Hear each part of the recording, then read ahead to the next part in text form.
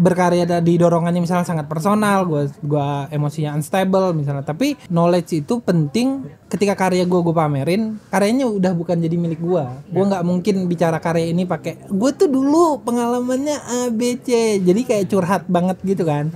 Nah si knowledge ini dia jadi yang mewadahi. Meskipun gagasannya sangat personal, tapi kemudian ada titik yang sebetulnya itu bukan personal, itu jadi milik kita semua.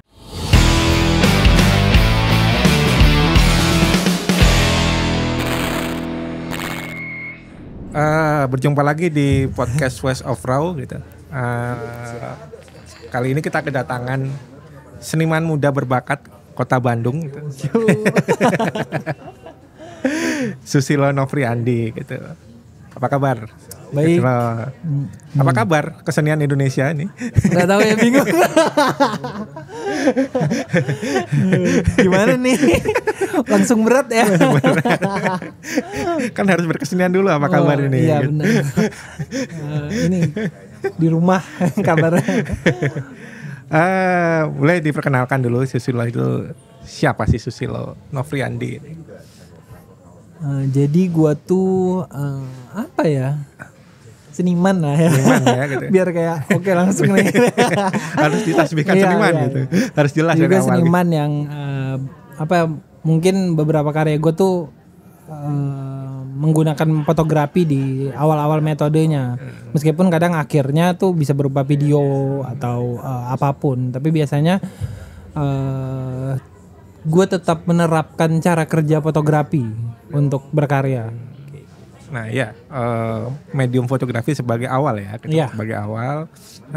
Kenapa kok tertarik di fotografi gitu sebagai mediumnya? Karena waktu itu tuh gue tuh dibeliin ibu kamera. Dia setelah gue lulus gue dibeliin ibu kamera kan. Terus karena gue dari Riau, kemudian tuh gue rasa tuh hari itu Instagram baru mulai hype dipakai anak-anak kan. Jadi upload foto itu sangat menyenangkan. Terus gue pindah ke Bandung. Akhirnya gue jadi rajin memotret. Terus ketemu beberapa orang, foto gue dibilang jelek gini-gini. Jadi lebih tertantang kan buat kayak kayaknya gue harus bikin foto yang lebih mungkin lebih menyenangkan ya. Buat siapa? Buat gue. Karena kan konsumsi image gue kan banyak tuh. Jadi beberapa karya foto mungkin terkesan membosankan. Karena gue bisa ngabisin 12 jam buat lihat foto-foto di sosial media, mau yang terkenal atau si pendahulu ataupun orang-orang yang sekarang gitu. Ya kayak pasti Susilo punya kecenderungan untuk berkarya itu kayak apa sih gitu. Ketika mulai suatu project itu kalau Susilo kecenderungannya gimana nih? Praktek-prakteknya kayak gimana sih gitu? Gue tuh kalau praktek gue tuh kecenderungannya dari iseng. Misal gue ketemu alat, karena tuh kayaknya gue tertarik banget ngelihat visual atau alat-alat yang gue sebelumnya belum pernah ditemui ya. Kayak terakhir nih yang baru-baru ini nih gue tertarik sama OHP. Nah OHP kan alat lama yang sebetulnya kita udah jarang gunain. Tapi kemudian gue pengen menampilkan film 35 mili lebih gede. Nah ketertarikannya sebenarnya dari benda-benda itu. Nanti gue coba merusak. Tapi kecenderungan gue dalam berkarya itu biasanya merusak. Jadi gue bisa merusak dengan metode gue kasih cairan kimia. Atau gue rusak manual pakai benda-benda tajam. Seperti ada bor buat kuku, buat mani-pedi itu. Kadang pakai bor, kadang pakai pisau grafis gitu-gitu. Kenapa kok destroyer gitu kan? Iya kayaknya gue memang seneng ya merusak-rusak kenapa? Gue juga bingung tuh. Jadi mungkin kesadarannya ditemui kan semakin berkarya sebetulnya kadang bukan sebetulnya tapi kadang tuh jadi refleksi ya. Nah kemudian di proses berkarya gue sering ingat ingatan-ingatan masa lalu misalnya. Ternyata tuh memang kecenderungan gue merusak barang tuh dari kecil. Karena mungkin gue tipikal orang yang unstable ya emosinya. Jadi suka kalau dulu tuh emosi bisa ngancurin barang. Sampai pas SMA gue nggak ngerti kenapa. Kayaknya teman-teman gue memfasilitasi itu. Jadi tiap jam 12 siang tuh gue akan melempar kursi. Jadi ada satu kursi yang patah gitu ke depan. Nah dari dorongan-dorongan itu kemudian gue mengenal fotografi, gue jadi tertarik buat merusak karena gue sebutin tadi sebelumnya gue tuh cukup banyak mengkonsumsi sosial media, melihat image, mereka menampilkan image tuh ya kita bisa akui itu indah dan bagus misalnya atau representasi dari sesuatu yang wah lah gitu. Nah gue pengen merusak representasi itu atau mengaburkannya gitu. Cocok fotografi dirusak gitu. Ya cocok. Karena kan dia kalau nggak rusak nanti gitu-gitu aja. Membosankan ya iya, gitu. Kadang membosankan ya. Iya, gitu. Plain is boring. Iya. Tapi kadang gue mikir tuh kalau gue lagi ada di fase bosan tuh kadang gue pikir ini yang membosankan apa karena pengetahuan gue kurang atau karena visual yang begini terlalu banyak. Nah jadi gue akan kalau tiba-tiba sampai di fase bosan biasanya gue akan nyari pengetahuan dari misalnya baca buku fotografi atau apa yang gitu-gitu. Nah itu menarik tadi ketika tadi berkarya pentingnya knowledge gitu. Buat Susilo itu penting apa sih knowledge itu sebagai landasan berkarya? Sangat penting karena meskipun gue berkarya di dorongannya misalnya sangat personal, gue emosinya unstable misalnya, tapi pada dasarnya knowledge itu penting. Gini, ketika karya gue pamerin, karyanya udah bukan jadi milik gue nggak mungkin bicara karya ini pakai gue tuh dulu pengalamannya ABC, jadi kayak curhat banget gitu kan. Nah si knowledge ini dia jadi yang mewadahi, meskipun gagasannya sangat personal, tapi kemudian ada titik yang sebetulnya itu bukan personal, itu jadi milik kita semua. Misalnya kalau gue bicara fotografi, bagaimana gue merusak, katakanlah itu ketertarikan personal. Tapi kenapa ini jadi milik publik? Karena pada dasarnya kita melihat, kita meresapi. Jadi gue akhir-akhir ini, nah ini nih pengetahuan gue masih kurang tentang bagaimana kita melihat, merekam, terus bagaimana mata manusia digunakan. Jadi akhirnya gue kemarin tuh baru coba beli satu buku yang ngebahas tentang mata. Jadi bagaimana mata melihat dari mata hewan, mata manusia. Dia ngejelasin sampai ke kamera gitu-gitu deh. Nah itu tuh penting untuk mengkonvert karya gue bukan jadi punya gue sendiri gitu. Jadi dia terkesan milik publik ya, terkesan. Terkesan tidak subjektif. Gitu. Iya. Kan nanti ini gue tuh. Akhirnya kan yang ini ketika ya ini nih balik lagi ke awal tadi gitu kan, apa sih alasan utama yang memutuskan ya gue jadi seniman? Gak ada hal lain yang bisa gue lakuin kayaknya. Gak ada pilihan. Iya, gue nggak ngerti tuh apa yang bisa gue lakuin. Tapi menurut teman-teman gue sama-sama kuliah di kampus, mereka menganggap gue bisa melakukan A, B, C, D misalnya. Tapi sementara gue tuh nggak pede. Jadi gue lebih pede kalau gue berkarya.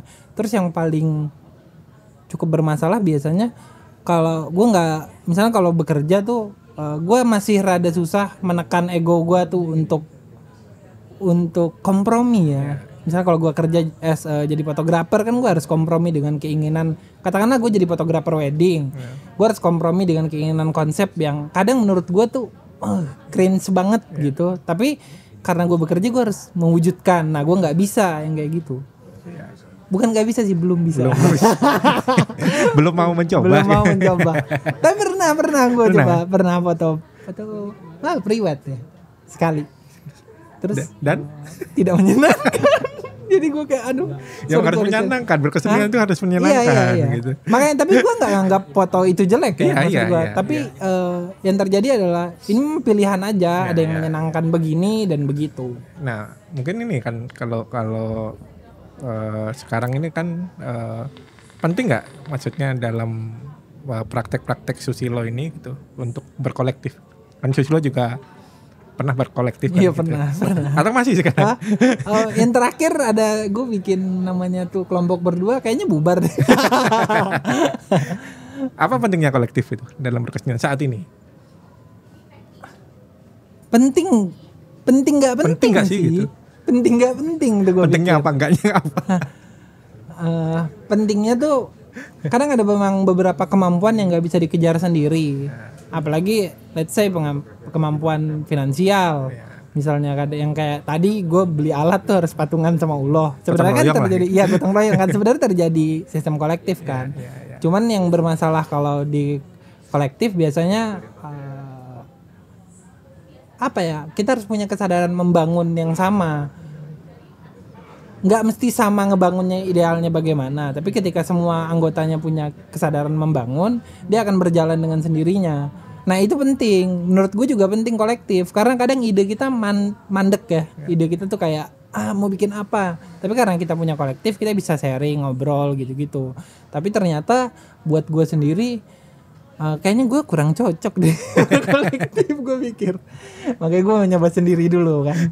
Gak pentingnya tadi apa? Ini kan ini pentingnya.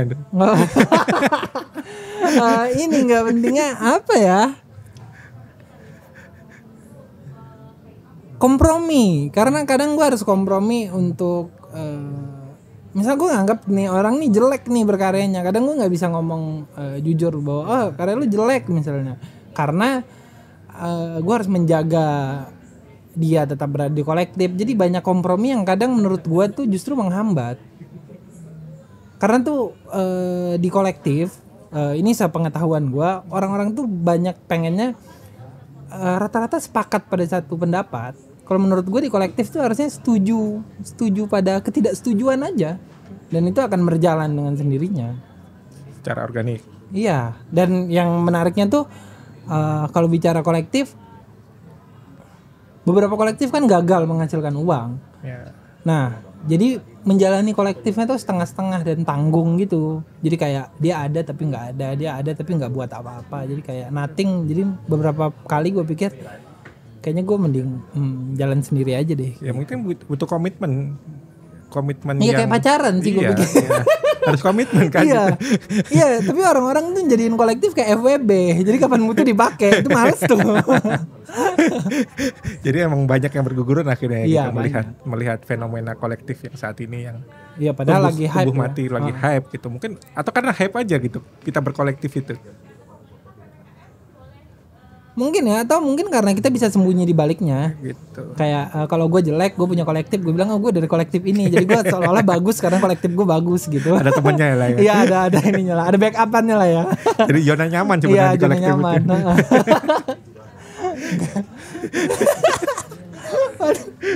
Ya, tapi kan menarik gitu ketika sekarang kita ngomong di seni rupa kontemporer gitu kan, emang mungkin berjamur ya kolektif itu ya, tentang praktek-praktek berkesenian kolektif gitu banyak kan. Banget. Jadi akhirnya kan yang mungkin jadi sorotan adalah yang berkolektif-kolektif daripada yang person-person gitu. Iya. Mungkin akhirnya yang bisa menarik orang untuk bikin kolektif-kolektif baru ya, biar tadi tumbuh dan berkembang gitu kan gitu. Karena mereka bisa bikin acara yang lebih cepat ya ketimbang yang personal. Iya, gotong royong tadi ya. Iya, karena mereka kan punya lebih banyak ide. Misalnya kalau gue sendiri, gue cuma punya ide dari kepala gue. Itu pun syukur-syukur kalau ada teman yang datang ngobrol ngasilin ide. Iya. Tapi kalau dia di kolektif dan dilakukan dengan benar, ada diskusi selalu misalnya, idenya kan terus bergulir. Mereka tinggal jalanin aja gitu. Sepenting apa sih eksistensi seorang seniman itu untuk bisa bertahan gitu? Apa kita perlu eksis gitu? Gimana sih eksisnya seorang seniman untuk bisa bertahan itu harus kayak apa sih gitu? Iya, itu gue bingung tuh. Kadang gue mikir seniman tuh nggak sepenting itu juga. Gitu. Iya, beberapa kali gue lihat tuh seniman tuh kadang terlalu mikir dirinya sangat penting sehingga karyanya justru jadinya sangat egois misalnya, tapi nggak apa-apa gitu. Tapi beberapa kali gue pikir eksis. Itu agak membingungkan nih pertanyaannya nih. Gue jadi bingung ngejawabnya ya.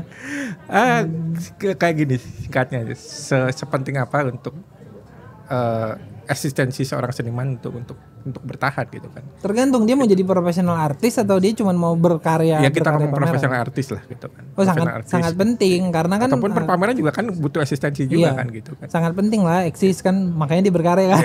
Portofolio ya. Iya, portofolio. Kalau enggak kan bingung. Kalau setahun nanti portofolio kosong ribet tuh. Tapi pentingnya tuh kalau sekarang yang gue lihat fenomenanya tuh di sosial media misalnya, dia bisa eksis melalui sosial medianya terlepas dari galeri dan tempat-tempat lain yang bisa buat pameran ya. Tapi sosial media tuh jadi cukup oke karena bisa membuka peluang baru. Mungkin secondary market misalnya. Jadi ada kayak teman-teman gue yang seniman, karena dia sering rajin upload karyanya, bikin proses berkaryanya, karyanya bisa dibeli by DM. Biasanya sebelumnya cuma bisa dibeli di galeri. Jadi bisa nyiptain pasar sendiri. Nah, eksistensi mungkin gue bisa menjawab tuh eksistensi penting apa enggak. Penting buat dia bertahan karena dia bisa punya banyak peluang lain untuk menghasilkan uang dan menjadi full time artis kalau dia eksis. Tapi kalau dia nggak eksis tuh bingung. Karena kan zamannya beda ya. Kalau dulu tuh kayak mungkin seniman pengen ditemukan. Tapi kalau sekarang kayaknya kita harus menemukan, harus menjual diri. Gitu, ya. Iya benar kan gitu. Iya penting itu kan gitu. Ya karena apalagi sekarang di sosial media TikTok, Instagram tuh banyak banget seniman-seniman yang muncul kan gitu. Sampai kayak gitu. Karyanya abstrak apa yang gitu tuh. Kalau buat lo sendiri gimana? Apa? Ya itu tadi kan sebagai lo full time artis gitu kan. Sudah ya itu tadi tentang pentingnya eksistensi buat lo gitu. Ya penting karena tuh kadang misalnya apalagi dengan tipikal gue tuh gue misalnya jarang pameran, setahun gue cuma bisa 2 kali misalnya. Kurang eksis berarti itu 2 tahun sekali. Iya, atau udah cukup segitu tuh? Menurut gue cukup. 3 kali juga nggak apa-apa sih. Tapi kalau 5 itu kayaknya capek deh. Nah sekitar segitu oke, tapi gue bantunya tuh sekarang gue bikin kayak video proses gue berkarya aja. Jadi biar kalaupun orang nge-track gue di sosial media atau di web misalnya, mereka bisa tetap tahu bahwa gue masih aktif berkarya gitu. Ada apa eksperimen-eksperimen yang gue lakukan, gue bikin dokumentasi. Nah tapi ternyata itu juga menarik tuh. Ketika gue awalnya kan cuma iseng karena pengen bikin video ya. Tapi ternyata bikin video di sosial media itu sangat membantu gue melatih kesadaran dokumentasi. Jadi rata-rata apa yang mau gue buat, gue akan ngeset dokumentasinya dulu. Meskipun kadang nggak bagus dokumentasinya, tapi let's say dia terdokumentasi dengan baik. Itu penting banget kan? Iya jadi penting. Karena kalau dulu tuh kayak, gue mau berkarya, tiba-tiba kalau harus dokumentasi, ini mengganggu konsentrasi berkarya. Tapi kalau sekarang karena udah dilakukan sehari-hari dan bisa sendiri lagi. Iya, dia jadi kayak apa ya? Kayak kurang aja justru kalau nggak didokumentasiin. Iya kan karena juga kurangnya pengarsipan lah gitu. Iya. Pengarsipan kan penting banget gitu. Pada saat kita sudah gitu kan bingung gitu kan berkarya gue. Kan ya, juga kan. Ya kan kadang-kadang menarik juga kan proses-proses berkaryanya itu yang bisa ditampilin bisa jadi exhibition sendiri kan. Iya gitu, benar. Kan, gitu kan. Gitu. Apalagi itu sekarang apa ya? Proses adalah medium ya katanya di contemporary art. Nah itu sendiri apa sih contemporary art itu kan? Nah, gue juga nggak tahu tuh. Kayaknya belum ada definisi yang yang baku ya masih itu, tapi kan lo nyemplung di dunia ya kita bilang kontemporer lah gitu kan. Ya menurut lo sendiri sih kontemporer itu kayak apa sih gitu? Ya biar nggak tahu ya sebenarnya gue nggak pernah mau pusing dengan istilah itu. Gue cuman melakukan misalnya yang gue tertarik apa, terus kalau orang bilang misalnya kayak yang lagi hype misalnya kolektif, gue kadang ngikutin perkembangan kolektif misalnya dari ngelihat di sosial media atau ngebaca misalnya. Ya yang penting gue tetap ikut ini aja sih, ikut dapat beritanya, tapi bahwa gue harus memaknai misalnya contemporary art tuh gimana gini-gini, gue rasa bukan tugas gue sebagai seniman, ada tugasnya orang-orang yang mikir gitu loh. Karena kan gue ya berkarya aja misalnya. Kalau gue ikut mikir yang gitu-gitu juga kayaknya makin pusing agak ini bingung ya. Kadang karya aja bingung nih, bikin apa coba. Ya ini nih, sekarang kan ketika seniman itu pasti ada hubungannya dengan kurator ya gitu. Yeah. Menurut lo sih kayak relasi dan kuasa kurator terhadap berkesenian itu kayak apa? Kan pasti akan sangat bersentuhan bagi seniman-seniman itu ya. Ya relasi dan kuasa-kuasa kurator dalam berkesenian lo itu kayak gimana sih gitu? Gue sih kalau ini menurut gue ya. Iya. Menurut gue tuh lebih kepada kesepakatan aja. Jadi misalnya kalau gue tuh lebih sering gunain metode desain kalau di misalnya gue ikut presidensi. Nah gue pakai metode desain. Jadi kalau ada kuratornya gue nganggap kuratornya sebagai klien aja. Jadi nggak bertabrakan gitu, nggak akan clash yang kuat banget misalnya, atau nggak akan jadi masalah yang gede banget karena gue jadiin dia kayak klien, gue catat keinginannya. Misalnya kalau gue residensi misalnya ada 3 minggu pertemuan, biasa 2 minggu pertama tuh gue akan catat keinginannya, dia ngobrolin apa, kira-kira yang relate ke gue apa, gue tangkap poin-poinnya. Nah ntar baru gue ajuin ide di minggu ketiga. Jadi lebih aman gitu ya, karena gue mikirnya kayak kadang seniman nggak sepenting itu, kayak idenya kayak nggak sebombastis itu kok gitu, masih bisa berkompromi. Nah itu tuh salah satu yang gue dapat di kuliah ya, metode desain menjadikan dosen gue jadi klien kan kalau kita kuliah desain kan. Dia punya keinginan apa, kita menerjemahkan keinginannya, tapi juga memasukkan taste kita ke dalamnya. Perlu ada kompromi ya, yang fleksibel ya di situ. Iya, mau nggak mau sih. Kalau nggak ada kompromi ya ini aja. Tapi apa sih nggak ada kompromi? Meskipun dia seniman pasar jualan juga kan dia kompromi. Dia misalnya berapa tahun nggak boleh ganti gaya, ganti style, kan itu kompromi gitu. Tapi kan ada juga seniman besar gitu menghadapi satu kurator yang baru gitu kan. Iya. Jadi kebalik kan kadang-kadang. Oh iya benar. Ya itu kan kesepakatan dan ini mental ya, mental. Memang kan kadang kita ketemu nama besar tuh agak jiper. Wah, orang penting nih. Kita jadi kayak debu-debu di pantai. Mungkin ini ya, mungkin yang kritis gitu. Kritis menurut Susilo itu kayak gimana sih gitu? Gue lebih mengkritisi apa yang gue buat hari ini. Gitu. Gimana tuh? Ya gue membuat apa, gue akan coba bikin catatan, gue akan bikin dokumentasi, seminggu kemudian gue akan lihat ulang, oh kayaknya kurang di sini. Jadi gue akan mengkritisi apa yang gue buat sehingga gue bisa menemukan ide-ide baru dari sana. Jadi masih ada sedikitnya kalau kata orang tuh benang merahnya ya, masih ada keterhubungan antara apa yang gue buat pertama sampai hari ini. Ya. Tapi kalau kritis buat orang lain tuh, ya karena gue nggak berdedikasi buat jadi kurator misalnya atau buat jadi kritikus, karena gue juga baca buku sangat jarang misalnya. Itu beda kasus kalau mereka kurator dan kritikus kan mereka memang berdedikasi untuk itu ya. Mereka baca bukunya banyak, referensinya banyak sehingga pendapat mereka tuh bisa dipertanggungjawabkan lah gitu. Tapi kalau gue yang ngomong kayaknya mungkin kadang cuman subjektif aja gitu. Ya. Lebih ke self kritik sendiri ya kan gitu, terhadap kekaryaan kita kan gitu. Mungkin gini nih, fenomena sekarang kan terhadap ya pasti kan berkesenian tuh dipengaruhi dengan teknologi yang terbarukan lah sekarang gitu. Dan apakah Susilo itu dalam posisi mana itu mengikutin ataukah membuat ini jadi mempermudah gua berkarya gitu untuk kemajuan teknologi dipermudah atau emang ini jadi satu challenge gitu untuk mempermudah sih gitu. Karena tuh gue sebenarnya lebih senang yang instan misalnya kayak gue bikin video kan, kalau dulu gue harus ngedit bikin efek gitu. Sekarang ada template di Instagram yang kayak gue bisa bikin video yang jadi inspirasi buat berkarya. Itu dari template mereka gue akan bisa membayangkan lebih baik, kayaknya begini gitu. Nah jadi menurut gue memudahkan, meskipun kadang gue pakai teknologi yang lama, let's say monitor tabung, OHP gitu atau yang slide projector. Penting gak sih seorang seniman itu tahu kelebihan medium yang dia pakai gitu? Misalnya Susilo memakai medium fotografi gitu kan gitu. Penting gak untuk mengetahui apa sih kekuatan medium kita gitu kan? Penting, sangat penting karena kadang tuh beberapa kan gue punya banyak teman-teman misalnya yang mereka baru kuliah seni rupa atau ini jadi seniman misalnya. Mereka tuh kadang pengennya punya pengetahuan yang banyak, tapi menurut gue punya pengetahuan yang banyak seringnya nggak berguna. Yang berguna adalah kita memahami pengetahuan medium kita aja. Karena tuh nanti gue bisa bicara apa atau gue bicara konteks masalah misalnya, gue bisa make cara pandang medium gue.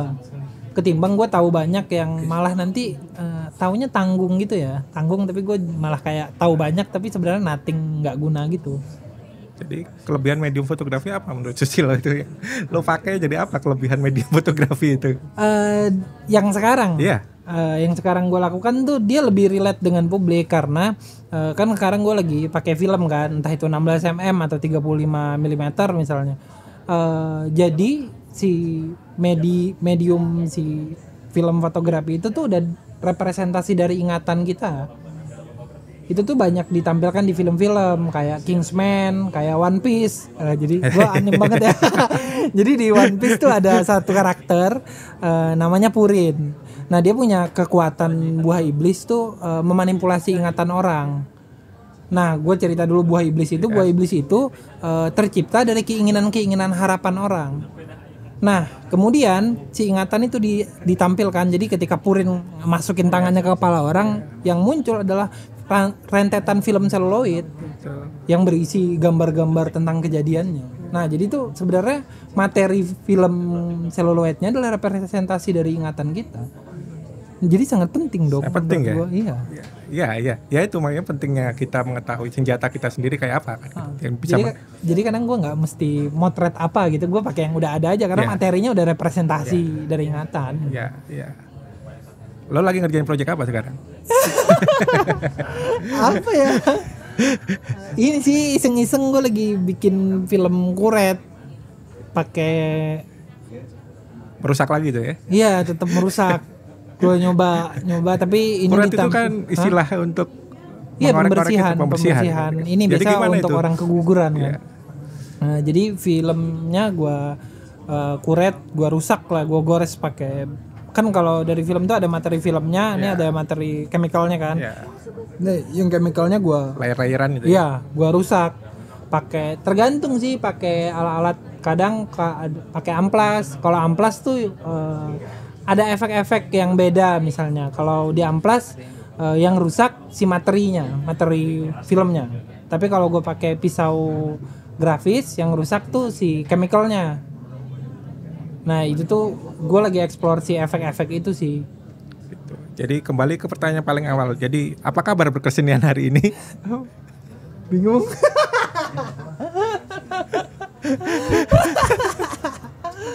Jadi membingungkan ternyata berkesenian hari ini. Iya bingung banget ya, karena ini harus gak tahu ya, gue juga bingung sih sebenarnya. Cuma gue seneng aja berkarya tuh. Ya mumpung ini kan sekarang lagi di backup sama kakak gue kan, sampai akhir tahun gue dikasih uang makan lah gitu. Ya gue dibolehin berkarya. Tapi kalau tahun ini gue ternyata mungkin berkarya nggak mampu menghasilkan finansial, akhirnya ya gue akan kerja. Memutuskan untuk jadi profesional di bidang lain gitu. Tapi semoga jangan kan. Aduh gue malas banget nih. Ya terima kasih Susilo sudah berbincang-bincang santai gitu santai ya di podcast Voice of Pro gitu. Sampai jumpa di episode selanjutnya.